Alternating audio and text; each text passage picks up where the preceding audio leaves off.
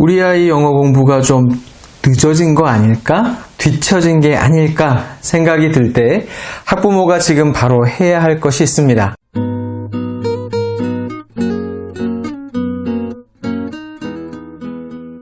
안녕하세요. 대한민국 학부모를 위한 실전적인 교육 전문 채널 교집합 스튜디오의 권태형 소장입니다. 그런데 영어 공부가 좀 뒤처졌다 또는 뒤처질 수 있겠다의 판단 기준은 뭘까요? 일반적인 기준과 그 이유를 말씀드려 보겠습니다. 지금 초1인데 영어 아직 시작도 안 했다. 지금 초2인데 초3 영어 교과서 시작할 수준도 안 된다. 지금 초3인데 리딩 제대로 시작도 안 하고 있다. 지금 초4인데 영단어 공부 제대로 시작도 안 했다. 지금 초5인데 영문법 공부 시작도 안 했다. 지금 초6인데 중1 교과서 수준이 안 된다. 지금 말씀드린 기준의 이유를 간략히 설명드려 볼게요.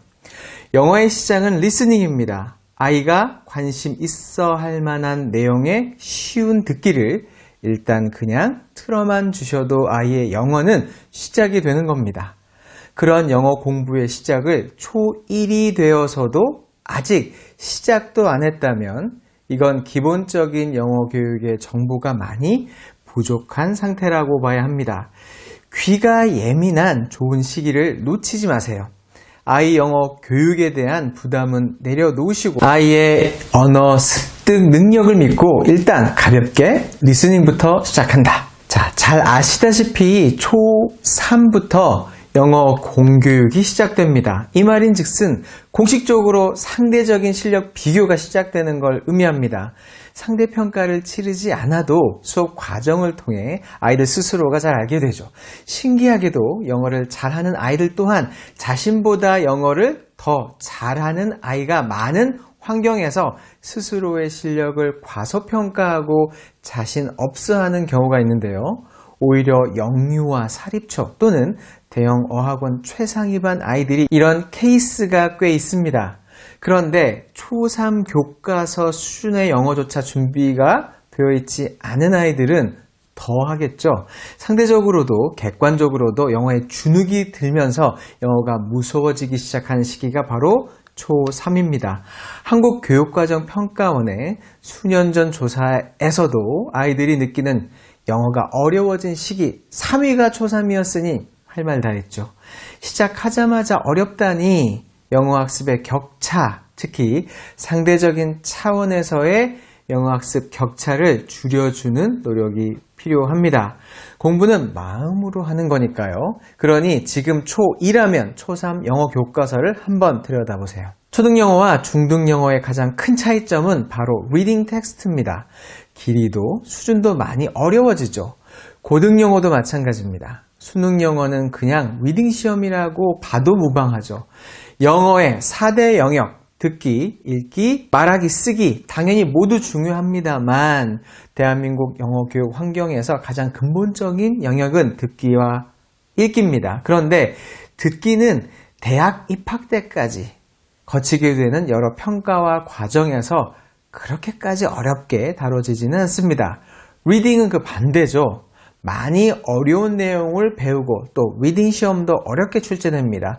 또 다른 영역의 올바른 학습을 위해서도 리딩은 근간이 되는 영역이기도 합니다. 따라서 초등 고학년 영어 학습에서 리딩은 큰 비중을 차지하게 됩니다. 그리고 그 부드러운 시작점은 초3부터가 알맞죠. 초등 고학년 때 겪어야 할 수준 있는 리딩 그리고 영문법 학습이 가능하려면 초3부터는 리딩을 제대로 시작해 주는 것이 좋습니다. 본인 수준에 맞는 쉬운 텍스트부터요. 영단어는 영어의 80%다 라는 말이 있습니다. 영단어를 모르면 영어 자체가 안 되니 너무나도 당연한 말이죠. 그런데 아이들이 가장 하기 싫어하고 어려워하는 공부이다 보니 시기를 놓치는 경우가 많습니다. 초등 고학년이 시작되는 초4까지도 제대로 시작도 안 한 경우도 많다는 걸 매번 해주시는 질문을 통해서 또 알게 되는데요. 정말 늦어도 초4 본격적인 영단어 학습을 시작하게 아이들을 도와주셔야 합니다. 왜냐하면 그렇지 않으면 리딩도 수준을 높일 수 없으며 영문법 학습 등 초등 고학년으로서 도약해야 하는 영어 학습을 제대로 진행할 수 없기 때문입니다. 여기서 영단어 학습은 아이가 영단어를 쓸 수 있어야 하는 수준을 말합니다. 가능하다면 초등 저학년부터 적은 분량으로 시작하길 추천드리며 영단어 공부와 관련된 위 영상 꼭 참고해 주세요. 초 5부터는 명시적인 영문법 학습을 시작해야 합니다. 준비가 되어 있다면 초 4면 더욱 좋습니다. 길어지기 시작하는 문장의 해석은 영문법의 도움 없이는 극복하기 어려운 영역입니다. 쓰기도 마찬가지고요. 중고등 영어, 즉 입시 영어는 영문법 학습에서 시작됩니다. 이 시작 시기를 놓치게 되면 중학교 영어가 꼬이기 십상입니다. 리딩을 잘하고 있는 아이도 이 시기가 되면 영문법 학습과 병행해 주세요. 리딩만 한다고 해서 영문법을 대체할 수는 없기 때문입니다. 영문법 학습의 시작 기준은 위 영상 꼭 참고해 주시기 바랍니다. 초6 학생이라면 무조건 중학교 교과서를 미리 볼 수 있게 지도해 주세요. 중1 때 치르는 수행평가도 어떤 방식인지, 중2 때 중간 기말고사도 어떻게 출제되는지 아이 눈으로 미리 확인해 봐야 합니다. 중학교부터의 평가는 초등과는 다르기 때문에 예방주사를 맞는다 생각하시면 됩니다. 그리고 그 문제들을 풀 수 있는 학습 방향과 공부 수준으로 영어 공부를 좁혀가야 합니다. 초6은 여유 부리다가는 자칫 뒤처질 수 있는 중요한 전환기 학년이기 때문입니다. 그리고 이 모든 시기를 놓치는 문제의 근본적인 출발점은 영어 교육의 큰 계획, 즉 로드맵이 없다는 겁니다. 교집합 스튜디오 유튜브 채널에 영어 교육 영상은 이 로드맵을 근간으로 해서 한 꼭지 한 꼭지를 설명드리고 있는 영상인데요. 제가 오늘 이벤트 선물로 드릴 영어 교육 로드맵 요약 버전 파일과 함께 저희 채널의 영상들을 다시 한번 정주행 해보시면 큰 가닥부터 디테일한 방법론까지 확인하실 수 있습니다. 앞으로도 꾸준히 업로드될 예정이고요. 영어 교육 로드맵 요약 버전 파일을 받으실 수 있는 방법은 이 영상 말미에 다시 한번 설명해 드리겠습니다. 자, 이유가 어찌되었든 우리 아이 영어 공부가 상대적으로 좀 뒤처졌다 깨닫는 순간이 오면 엄마의 마음은 조급해집니다. 혹시나 엄마의 판단 미스 또는 방심 때문에 아이 영어가 망쳐질까봐 조바심도 나고 죄책감까지 느껴지기도 하죠. 바로 이때가 마음이 급해져 또 다른 실수로 이어지기 쉬운 위험한 시기입니다. 제가 말씀드린 중요 시기들을 잘 지켜내는 것 이외에 늦었다 싶을 때 우리 학부모님들이 해야 하는 행동 강령 바로 말씀드리겠습니다. 우선 첫 번째, 빡센 학원부터 찾지 마세요. 보통 여기서부터 아이 영어가 본격적으로 망가지기 시작합니다.